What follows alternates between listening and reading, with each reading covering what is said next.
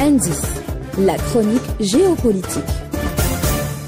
Mais quelle mouche a piqué le Maroc pour oser à ce point se moquer du monde, du droit et du sens même de la pudeur? Comment un bourreau déclaré, attesté, prouvé et démontré ose devant le monde, qui ne le connaît que trop bien, se faire passer pour un défenseur de l'humain en voulant enfiler la robe de l'homme de paix et par là même s'accaparer ses principes et les règles morales qui la régissent?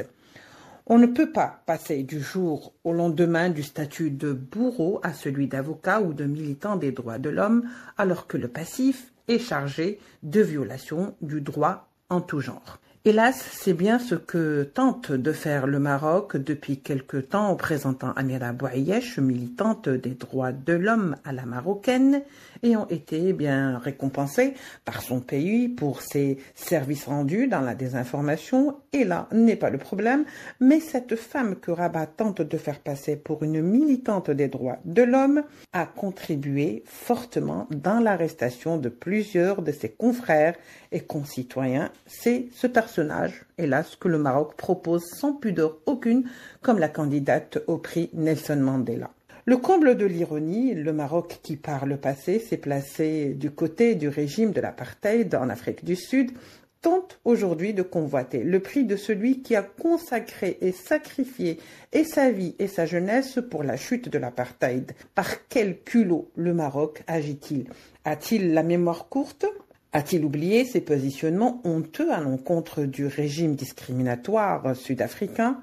D'où tient-il cette face qui lui permet aujourd'hui d'offenser publiquement la mémoire de Nelson Mandela? Peut-être parce qu'il se sait protégé ou qu'il croit que la communauté va se taire à coups de corruption et de sous-traitance douteuse, ou peut-être parce qu'en présidant la Commission des droits de l'homme à Genève, le Maroc a fini par croire qu'il était vraiment le gérant de ses droits.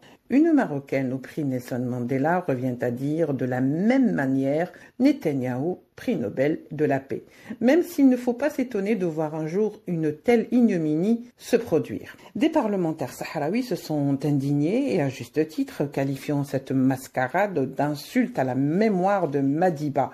Le parti national Rifin a dénoncé cette supercherie, y voyant une offense à la mémoire des Rifins, brimés, oppressés, et dans l'un des symboles de la protestation, Zafzafi croupit toujours dans les prisons marocaines. Amina Bouayesh veut porter le prix de Nelson Mandela en offrant une virginité à son pays, probablement. Mandela, dit Madiba, s'en retournerait dans sa tombe.